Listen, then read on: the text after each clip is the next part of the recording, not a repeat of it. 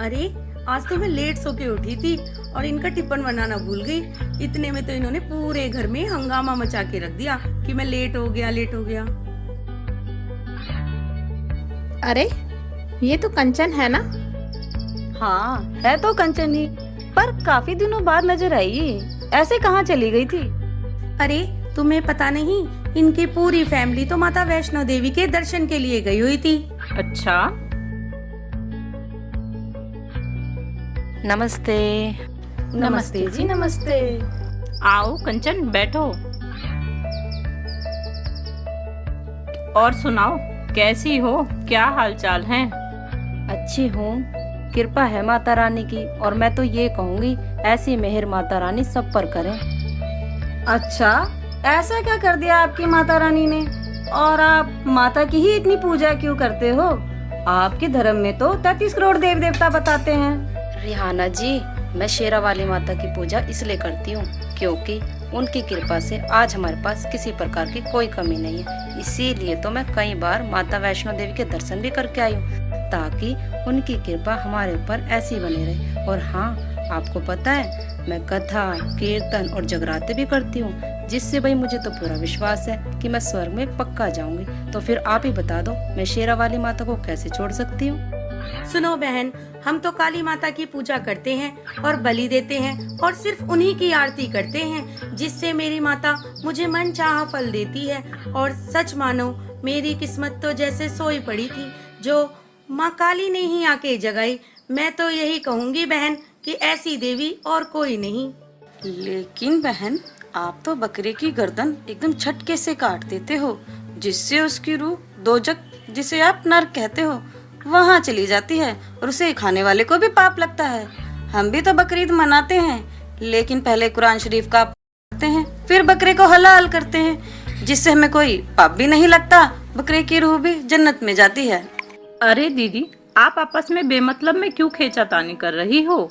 क्या आपको पता है कि स्वर्गलोक में जाने के बाद अपने पुण्य को खत्म करके वापस इसी मृत्यु लोक में आकर कुत्ते, गधे, बिल्ली आदि 84 लाख योनियां धारण करनी पड़ती हैं। और हाँ, बुरा मत मानना, आप तो अनजान गुरुओं के फंसी पड़ी हो, क्योंकि ना तो वो काली माई बकरे मांगती है और ना ही वो अल्लाह बकरे खाता है। ये तो केवल मनमुखी साधना है। आपको तो पता ही है रिहाना दीदी, ना तो हजरत मोहम्मद जी ने कभी मांस खाया और ना उस समय पर हुए उनके 1,80,000 शिष्यों ने कभी मांस को छुआ। वो तो केवल रोजा रखते थे, बंग तथा नमाज किया करते थे।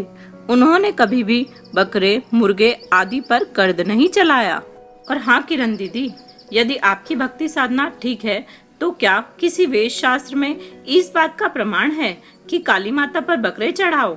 नहीं ना, तो फिर क्यों आप अपने ही सदग्रंथों के विपरीत साधना किया करती हो?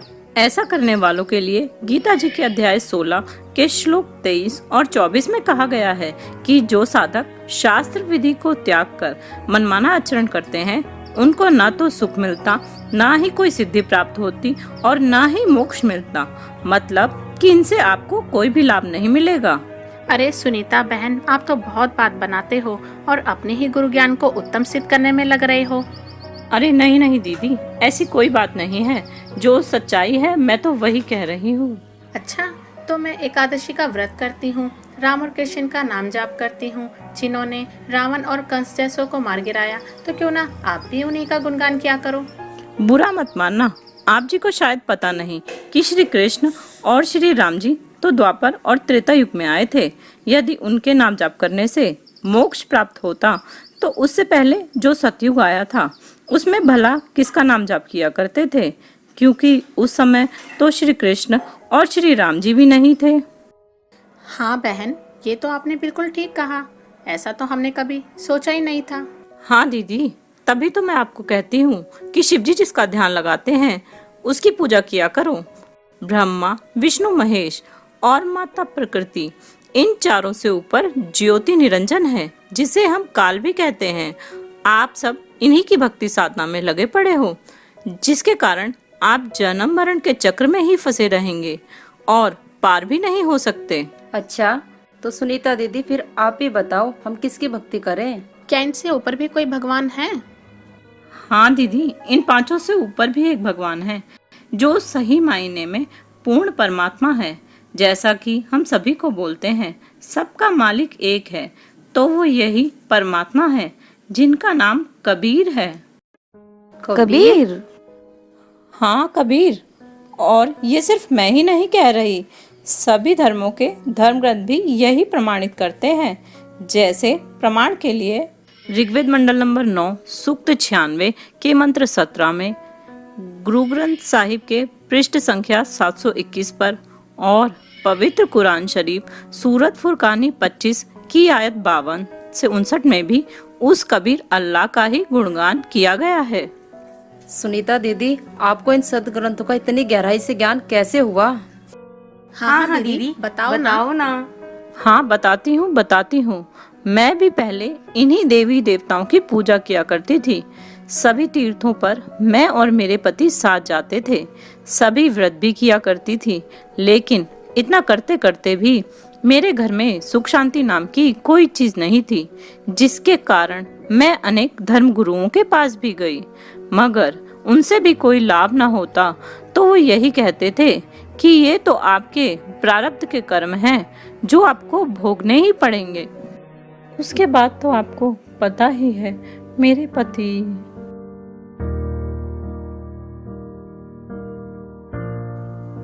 जिनकी लंबी उम्र के लिए मैंने उस दिन करवा चौथ का व्रत रखा था, लेकिन उन देवी देवताओं की मेहरबानी तो देखो, मेरे पति तो नहीं आए और उनकी लाश ही मेरे सामने आई। उसके बाद तो हम बस उजड़ते ही चले गए। मेरा तो भगवान पर से विश्वास ही उठ गया और मैं नास्तिक हो गई। एक दिन थक हार करके मैं ट्रेन के सामने आत्महत्या के लिए चली गई, लेकिन परमात्मा की दया से एक बहन ने मुझे वहां से बचा लिया। मैंने उस बहन से बहुत कहा, मुझे मर जाने दो, मैं इस जिंदगी से तंग आ चुकी हूँ। तब उस बहन ने मुझे समझाया कि यह मनुष्य जन्म बहुत ही दुर्लभ है, बार बार नहीं मिलता, तुम इसे क्यों नष्ट करना चाहती हो। तो मैंने उस बहन से कहा कि मैंने सभी भगवानों की पूजा करके देख ली, लेकिन उन्होंने मुझे कुछ नहीं दिया। तो उस बहन ने कहा कि आप जी जिन भगवानों की पूजा करते हो वो तो केवल किए हुए कर्मों का फल ही दे सकते हैं, उसमें कम ज्यादा नहीं कर सकते। चलो मैं आपको संत रामपाल जी महाराज जी के सतलोक आश्रम में ले चलती हूँ, जो पूर्ण परमात्मा की भक्ति बताते हैं।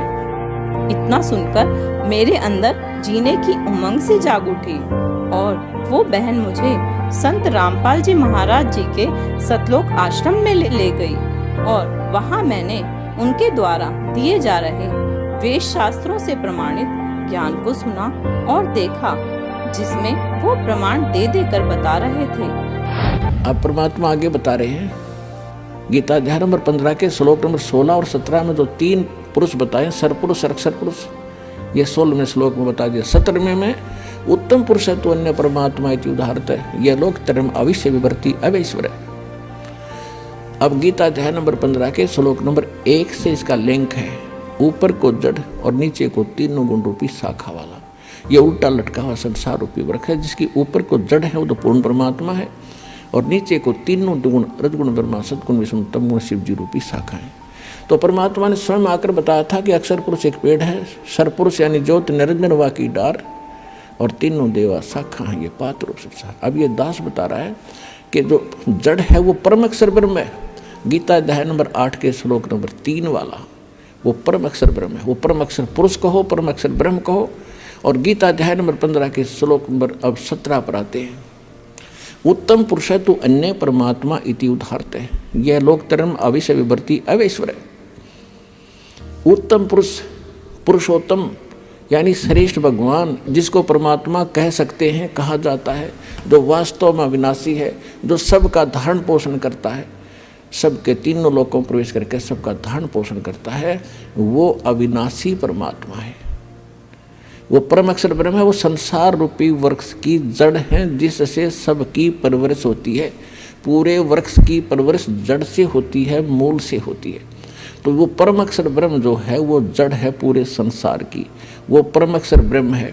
गीता अध्याय नंबर 18 के श्लोक 62 में जिसके विषय में कहा है कि अर्जुन तू सर्वभाव से उस परमेश्वर की शरण में जा, उसकी कृपा से तू परम शांति को और सनातन परम धाम को प्राप्त होगा। तो यहाँ गीता अध्याय नंबर 8 के श्लोक 5 और 7 में गीता ज्ञानदाता ने अपनी विषय बता दिया कि भक्ति भी कर, युद्ध भी कर, जन्म मृत्यु तेरी भी रहेगी, मेरी भी रहेगी। तो गीता ज्ञानदाता के पास वो कंप्लीट कोर्स नहीं है जिससे जन्म मृत्यु उसकी कट सके और उसके उपासक की कट सके।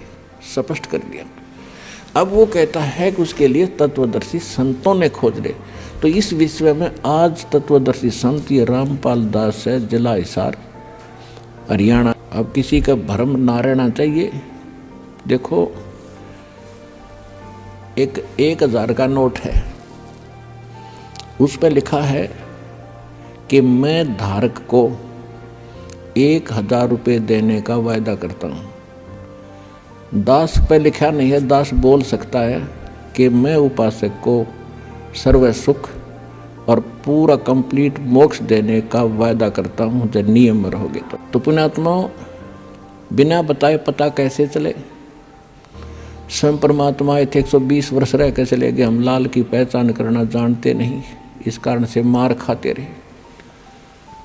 और एक तो कहना होता है, विद प्रूफ प्रूव करूँगा कि इस विषय में किसी के पास ज्ञान नहीं, किसी के पास समाधान नहीं, और कबीर जैसा भगवान नहीं, और इस परमात्मा के दास को जो प्राप्त है कबीर परमात्मा का दिया हुआ ऐसा कोई ज्ञान नहीं। अब क्या है कि जो भी किसी पंथ से जुड़े थे या कोई अपनी परंपरागत साधना कर रहे थे, घर की पूजा होती है, उनको करते करते आज आपकी क्या हालत हो चुकी है। किसी को शांति नहीं, किसी का बेटा मर गया, किसी की बेटी मर गई, किसी की बेटी विधवा होगी, किसी का पोता मर गया, किसी को कैंसर होगी, किसी को और अन्य समस्याएं पैदा हो रही हैं। और वो भक्ति अब भी कर रहे थे, उन्हीं पंथों से भी जुड़े उनका कति विनाश हो लिया, सर्वनाश हो रहा है। अब राधा स्वामी पंथ से, धन सतगुरु पंथ से, आसाराम से, इन सब से, ये कुमार स्वामियों के वहाँ भटक गए और उनसे कोई लाभ ना मिला, कति सर्वनाश हो लिया। अब यहाँ रो रहे हैं, अब कोस रहे हैं उनको कि हमारा जीवन खो दिया 20-20, 30-30 वर्ष। अब क्यों, कैसे संतोष होगा? उन पुण्यात्माओं के एक अनमोल जीवन को नाश हो गया। अब तो पता नहीं था उनको अभी तक कि इतनी कीमत है इस मनुष्य जीवन की। यहाँ आने से पता चलेगा ये कितना कीमती है। और अब यहाँ आते हैं और कोई कहता जी मैंने 20 वर्ष हो गया राधा स्वामी में था, इतने दुख गिनवाता है, मुझे भी रोना आने को हो जाता है। और फिर उसको कहा जाता तू वहाँ 20 वर्ष खो दिए, अब यहाँ 20 महीने या साधना करके देख ले, तेरे वारे न्यारे ना हो जाते, बेशक कद्दे छोड़ दिए फिर। और पुण्यात्मा वो तत्वदर्शी संत और वो पद्धति जो भगवान को पाने की और सत्ता स्थान मिलने की, जन्म मृत्यु का रोग काटने की इस दास के पास है। आओ और ग्रहण करो। हम पलकें बिछाए बैठे आपके लिए, जितना देर से आओगे उतना घना पछताओगे। बोलो सतगुरुदेव। जिसको अच्छे से देखकर और समझकर मैंने उस बहन को संत रामपाल जी महाराज जी से दीक्षा दिलाने को कहा और फिर मुझे नियम समझाकर संत रामपाल जी महाराज जी द्वारा टीवी के माध्यम से नाम दीक्षा दिलाई गई। और ताजुब की बात तो ये है कि वहाँ पर मेरा एक भी पैसा नहीं लगा, क्योंकि वहाँ पर सभी कुछ निशुल्क था। निशुल्क? हाँ, निशुल्क, जिसके कारण आज मैं अपना जीवन सुख और शांति से बिता रही हूँ और आप सबके सामने बैठी हूँ। माफ करना दीदी, हमें मालूम नहीं था इस ज्ञान का, जिससे कि हमने आपको बहुत ही बुरा भला कहा, फिर भी आपने हमें ये ज्ञान समझाया, उसके लिए आपका बहुत बहुत धन्यवाद। हाँ दीदी, हमारी तरफ से भी धन्यवाद। अब तो हम सब भी संत रामपाल जी महाराज से नाम उपदेश लेकर भक्ति करेंगे। हाँ, सही कह रही हो। अरे क्यों नहीं, लेकिन धन्यवाद करना है तो मेरा नहीं, संत रामपाल जी महाराज जी का करो, जो कितना संघर्ष करते हुए इस ज्ञान को जन जन तक पहुंचा रहे हैं। ताकि सभी को इस ज्ञान का पता चल सके और सभी लोग सुखी हों। बोलो सद्गुरु रामपाल जी महाराज की जय हो।